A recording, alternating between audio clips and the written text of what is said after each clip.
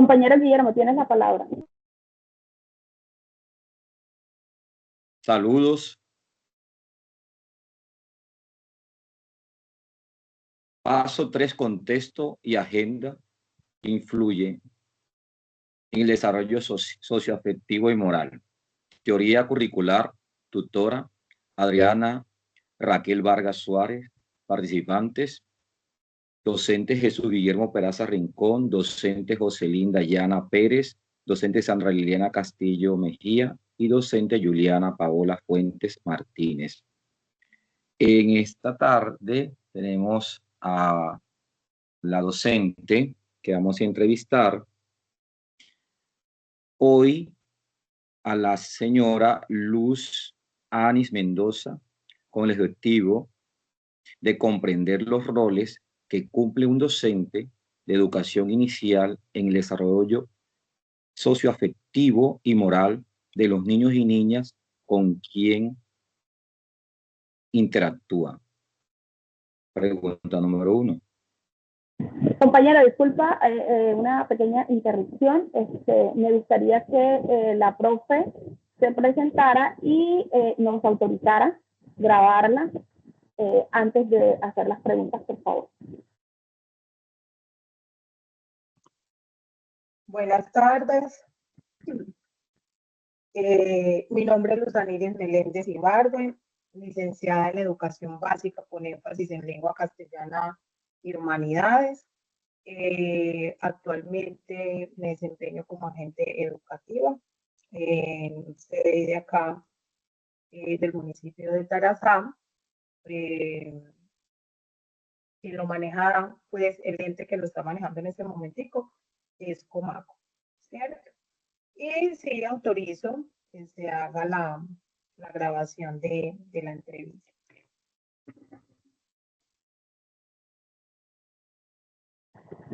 Continúa, compañero Guillermo, con la primera pregunta, por favor.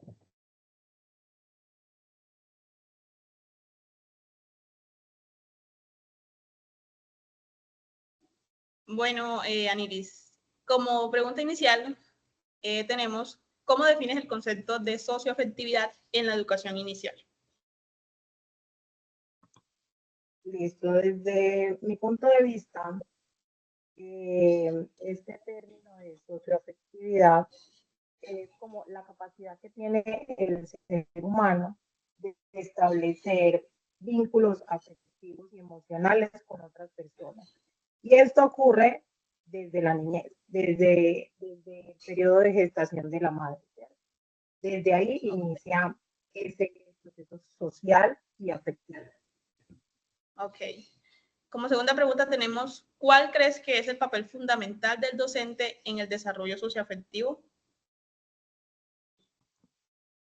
Bueno, aquí es fundamental, porque este proceso inicia desde casa, pero cuando los niños inician como ese tránsito a la educación inicial y luego a la educación formal, digamos que salen de su contexto de hogar, inician un contexto educativo en el cual el docente es quien guía y quien fortalece esas relaciones que el niño y la niña van construyendo en su crecimiento y desarrollo, ¿cierto? Entonces es fundamental que el docente que esté a cargo de estos pequeños tenga como esa claridad de cómo guiar y de cómo permitir ese desarrollo social con los niños y las niñas.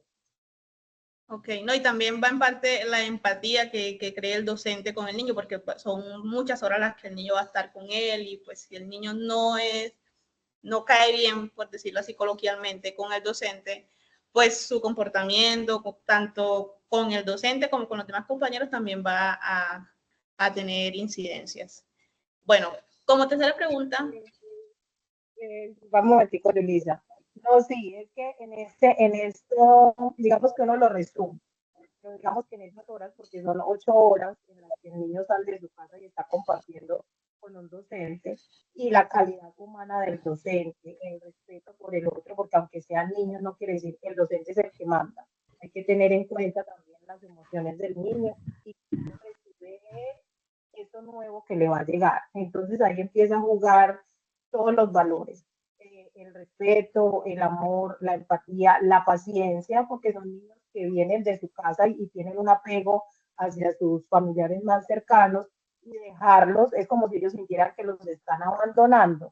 Entonces, ¿cómo hace la docente para lograr ganar esa confianza y que el niño se sienta en un ambiente cómodo y protector? ¿Cierto? Sí, es bastante fundamental el papel del docente. Bueno, ahora vamos desde tu experiencia. ¿Cómo fomentas la construcción de relaciones afectivas y sociales en el aula cuando estás con todos esos niños? Esta es una tarea compleja. No podemos decir que es fácil porque el trabajo con los niños es bien complejo porque cada cabecita es un mundo, ¿cierto? Y no sabemos cómo reaccionan ellos a las diferentes situaciones que se les puedan presentar.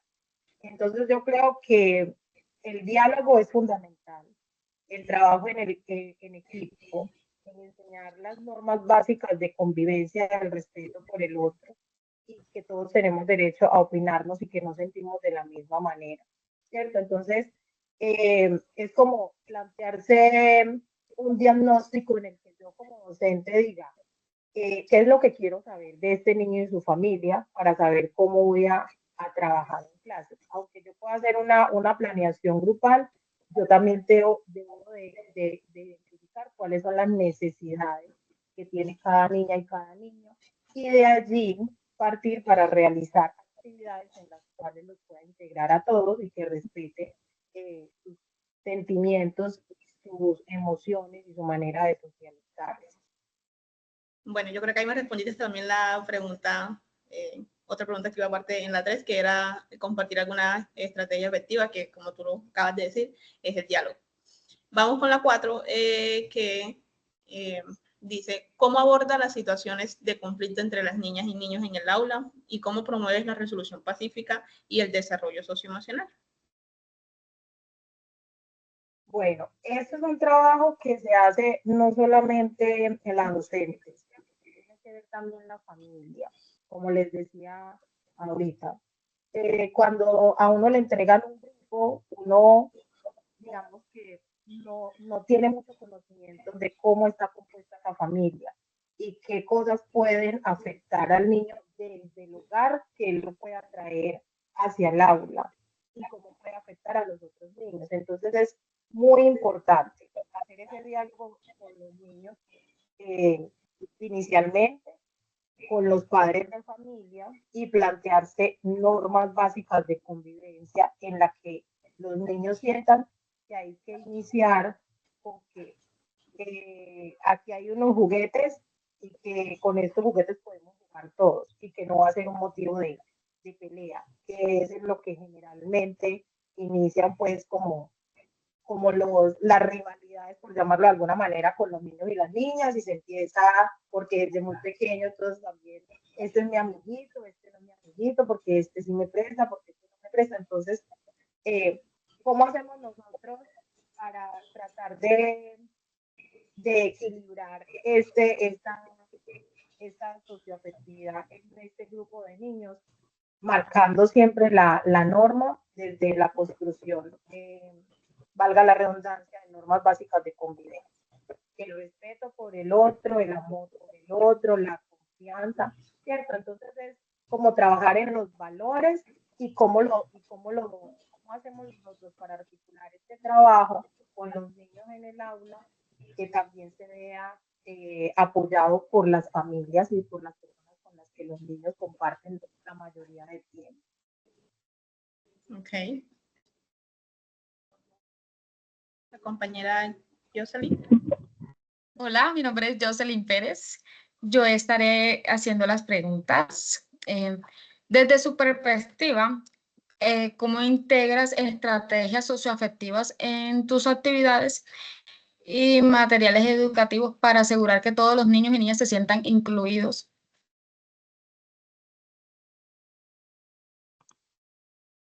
Bueno, aquí es muy importante en ese diagnóstico previo que se debe de hacer, preguntar a los niños qué es lo que ellos más disfrutan, porque todos no van a decir que es lo mismo, ¿cierto?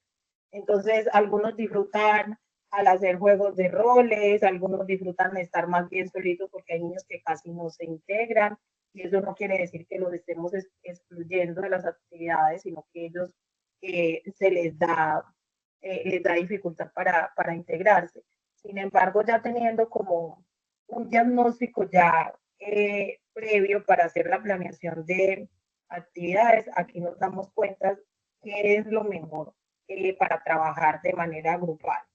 Si hacemos juegos de construcción, si hacemos juegos de roles, si hacemos actividades de pintura, de colorear, en la que siempre se esté fomentando el buen trato entre pares.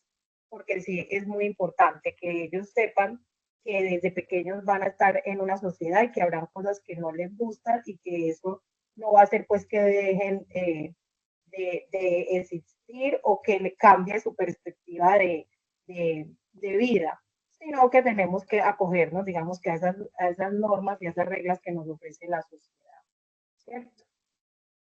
Sí, el gusto es muy importante porque a veces, muchas ocasiones, por tratar de incluirlos bastante, creo que nos tomamos, o sea,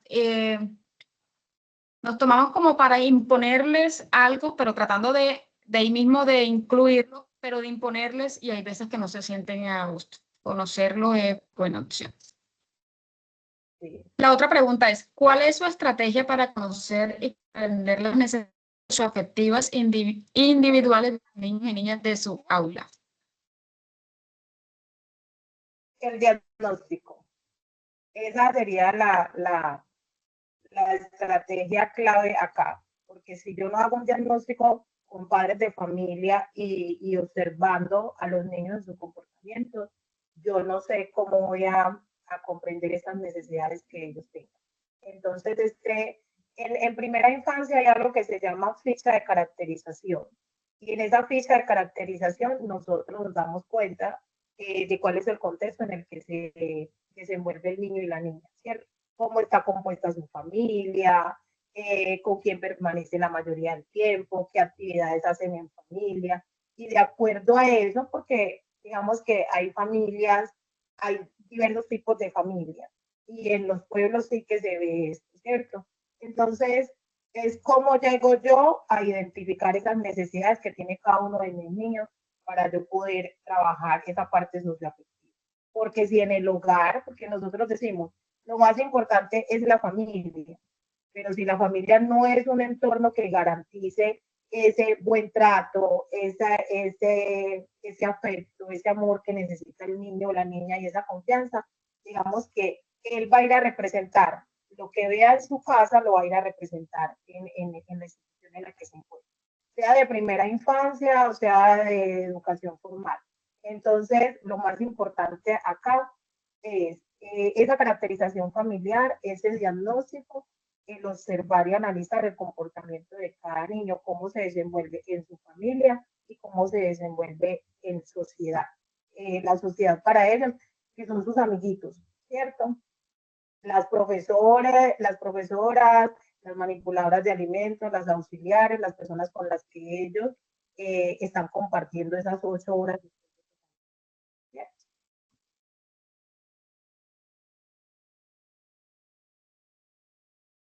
Okay. Otra preguntita. ¿Considera que existe una relación entre el desarrollo socioafectivo de los niños y niñas y su rendimiento académico?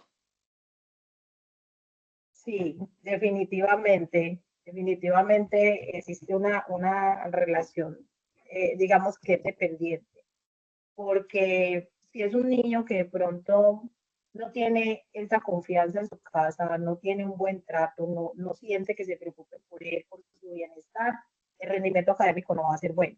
Hay niños y niñas que llegan muy contentos y tú les vas a preguntar y fue porque algo bueno pasó en la casa, ¿cierto? Como hay niños que llegan a veces muy tristes y uno dice, bueno, este niño que es tan activo, ¿por qué no llegó tan triste? Porque no quiere participar de las actividades. Y si tú te colocas a analizar y a hacerle preguntitas acorde a su edad, te vas a dar cuenta que hubo alguna situación que hizo que él cambiara ese estado de ánimo y que él no quiera desarrollar actividades, que él no quiera socializar, que a veces no quieran ni comer. Entonces yo creo que es muy importante cuál es el trato que se da a los niños en el hogar. Ellos salen del hogar a la escuela y eso van a representar. Entonces, ¿cómo nosotros apoyamos a que el niño no se quede en esa situación que vivió, sino que él con sus compañeros y con las personas que lo están rodeando en ese momento vaya saliendo de esa idea que le está causando algún sentimiento no tan positivo como debería de ser? Yes. Ok, yo soy Amili. Continuando con la sesión de preguntas, pues, ¿cómo cree usted que influye un ambiente socioafectivo positivo en el desarrollo cognitivo de los niños y niñas? Yo creo que todas estas preguntas van enlazadas. Y si hay un buen acompañamiento desde el hogar, se va a ver reflejado. Aunque hay niños que pueden estar muy bien acompañados, que se les puede brindar mucho afecto y que aún así tienen comportamientos que uno dice, bueno, si este niño, digamos que entre comillas no le falta nada, lo atienden bien, después de analizar, porque por eso hay un equipo interdisciplinario, está el psicólogo, está la nutricionista o apoyo nutricional, y estamos nosotras desde la parte pedagógica en investigar qué es lo que ocurre con ese niño que no quiere participar o que no quiere realizar actividades que pensamos nosotras que son para su bienestar, ¿cierto? Entonces es muy importante cómo se da ese ambiente social en su casa o ahí mismo dentro del aula, porque a veces los niños, digamos que en su inocencia pueden llegar a ser muy hirientes con sus palabras y sus mensajes, ¿cierto? Entonces, ¿cómo puede afectar todo esto a ese desarrollo cognitivo del niño? Porque si él no quiere trabajar y se dejó llevar porque el compañerito le dijo algo que no le gustó, o porque en casa vio de pronto una pelea o escuchó una mala palabra, entonces eso le va a afectar. Entonces, es muy importante en todo momento tratar de evitar que los niños, digamos, que vivan en situaciones que alteren esos estados emocionales, porque ellos están en el descubrimiento de sus emociones. Y para uno como adulto, uno ya sabe realmente qué significa la tristeza, qué significa el enojo, qué significa el asco, ¿cierto? Pero los niños están en ese proceso de descubrir y ellos se van a quedar con lo que sea significativo, desde lo negativo o desde lo positivo. Y no queremos que sea desde lo negativo, sino siempre desde lo positivo.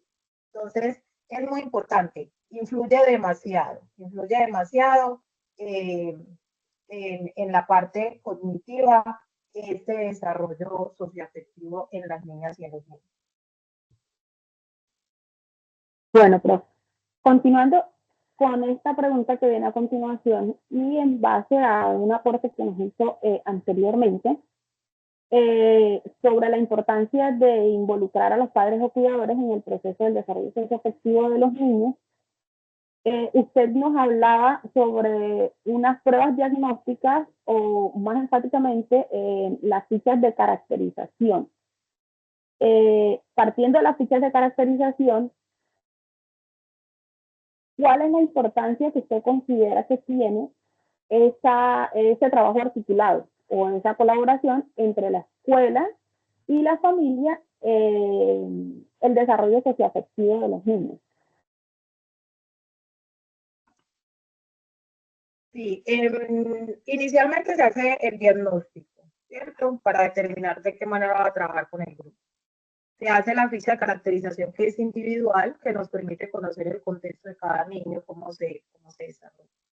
Y de acuerdo a toda esta información que se recopila, se hace un plan de formación dirigido a padres de familia, donde hay temáticas que trabaja la enfermera y que trabaja el psicólogo o la psicóloga.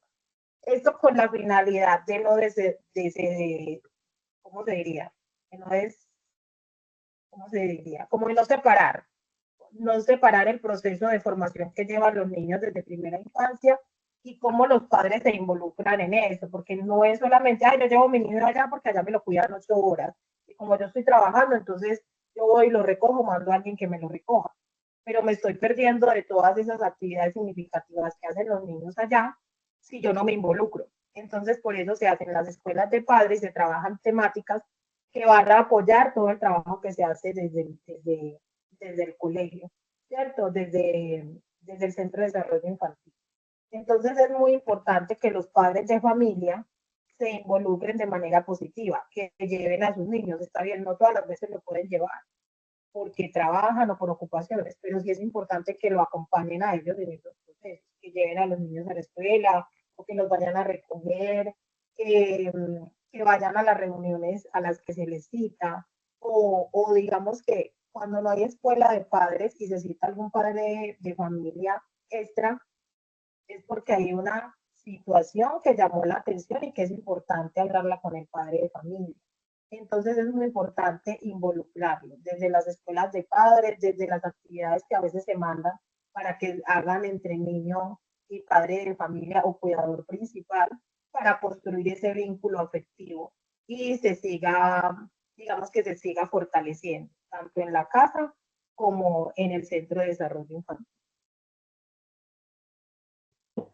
Ok, profe. O sea, en ese sentido, es importante la articulación de los sectores familia, salud y educación para que el niño esté todo ok, por decirlo de alguna manera. Exactamente. De hecho, en el ICBF, en sus estándares, hay un estándar que se llama familia, comunidad y redes, porque la familia debe estar incluida, la comunidad como tal, y las redes de apoyo son hospital, policía de infancia, comisaría de familia, los programas de promoción y prevención, ¿cierto? Y por eso en primera infancia le hacen tanto seguimiento, porque necesitamos saber si el niño está bien de peso, si el niño sí lo llevan al médico cuando está enfermo, si el niño se está alimentando bien, si cómo es su vocabulario y cómo se está expresando. Entonces, digamos que aquí es un conjunto protector, el entorno en el que se desenvuelvan los niños, porque todas estas acciones contribuyen al bienestar social y emocional de ellos. Ok, profe, bastante complementada y sustentada la respuesta.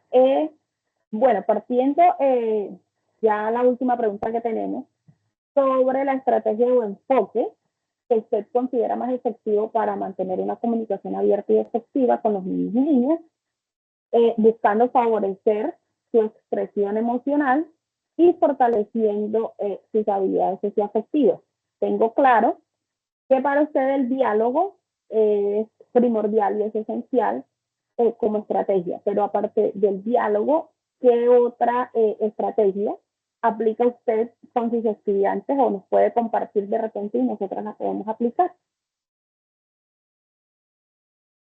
En ocasiones uno siempre dice que el diálogo, ¿cierto? Hay padres de familias con los que a veces se torna complicado, digamos, esa comunicación, porque no están como 100% entregados a este proceso por las ocupaciones que tengan. Entonces lo que se hace son planear actividades que indirectamente vinculen a la familia, sin tener que presionarlos y decir, es que vea, es que usted tiene que venir aquí, es que usted tiene que hacer esto, no. Indirectamente involucrar a la familia en esas actividades tiene demasiado que ver en ese proceso de crecimiento y desarrollo, de la parte social, de la parte afectiva. Cómo cada uno de los actores que les mencionaba ahorita coloca su granito de estas niñas avancen de manera significativa en su crecimiento y desarrollo. Yo creo que aquí ninguna actividad quedaría por fuera cuando se trata de los niños. Todas las actividades y todas las acciones que puedan generar bienestar en los niños y sus familias son bienvenidas. Y que nosotras lo que hacemos es que las trabajamos desde que si hay que celebrar, por ejemplo, el Día de la Antioqueñidad, entonces cómo vinculamos ahí a la familia. Cómo hacemos que los niños tengan esa emoción de decir, ay, me van a hacer una silleta, me van a comprar el vestuario, mi mamá está pendiente. ¿Por qué pasa? Cuando los papás no están pendientes de esos grupos que nosotras manejamos y se llega al día de la actividad y el niño no la tiene, no llevó lo que había que llevar para ese día, ahí va a haber algo muy, muy delicado que a veces, que llore si quiere llorar. No es que llore si quiere llorar. A los niños eso les afecta porque quiere decir, mi mamá no estuvo pendiente, mi mamá no se integró, no soy importante para mi familia porque nadie dijo, venga, yo voy a acompañar al niño, voy, llevo la actividad. Entonces, es de manera directa y de manera indirecta buscar por todas, por todas partes, la manera de que todos estos actores estemos integrados para generar bienestar a los niños y que ese desarrollo socioafectivo se dé de manera positiva. Que no sea algo que el niño sienta es que están obligando para que se pueda dar, sino que se dé de manera natural, ¿cierto? Entonces, que en la familia el niño disfrute el compartir con su familia.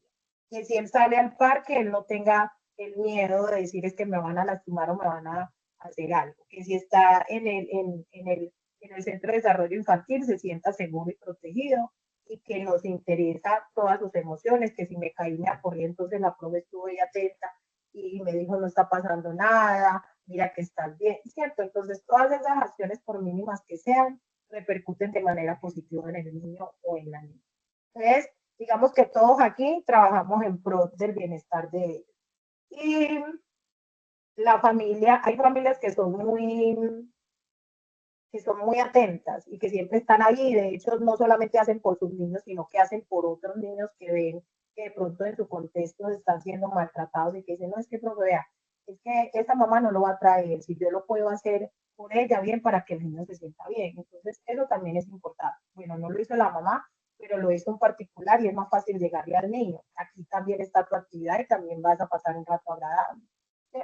Entonces, digamos que todo lo que se haga pensando positivo es el beneficio de las niñas y los niños, que es lo que buscamos, y no todo lo que está pasando en estos momentos, que a todos los que somos padres nos genera terror, porque uno dice, bueno, entonces mi hijo no está seguro en ninguna parte, ¿cierto?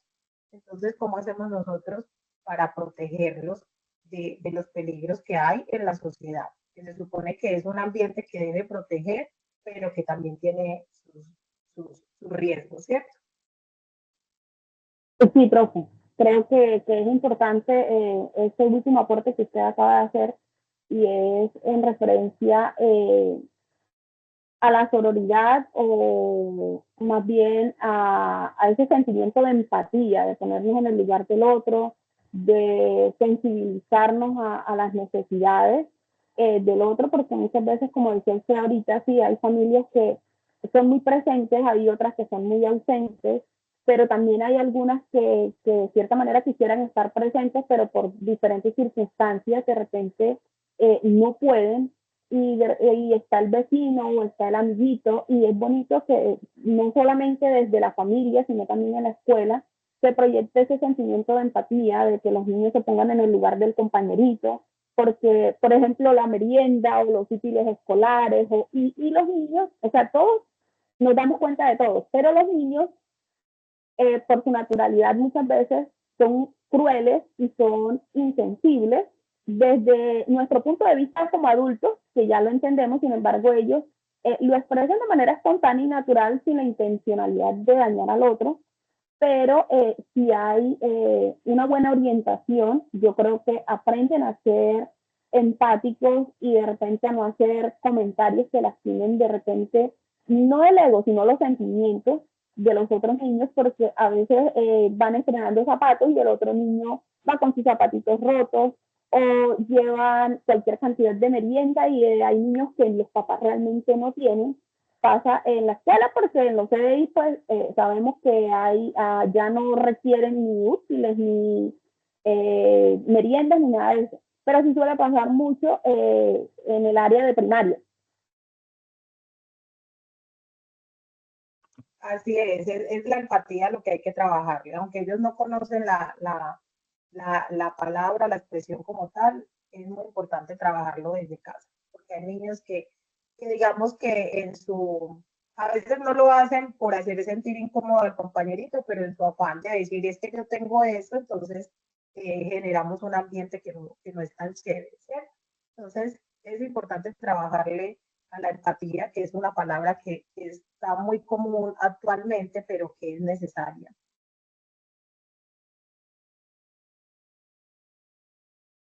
Bueno, profe, quiero finalizar agradeciéndole en nombre de todos mis compañeros. No sé si alguien más quiere hacer algún otro aporte. Nos gustaría, de repente, no sé si se presenta alguna otra actividad más adelante, pues volver a contar de repente con su apoyo y sus aportes, que han resultado muy interesantes y bastante beneficiosos para el trabajo que debemos realizar. Muchas gracias. No, yo Gracias. con mucho gusto.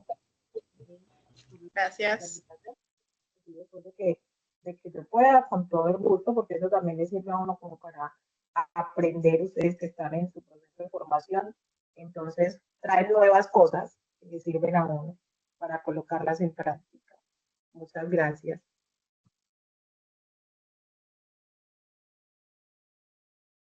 Compañera, ¿vas a hacer algún aporte, Julissa? No, ya puede finalizar la llamada, la grabación. Ok, el compañero Guillermo, Jocelyn, ¿van a decir algo? No. No tengo que hacer ningún aporte.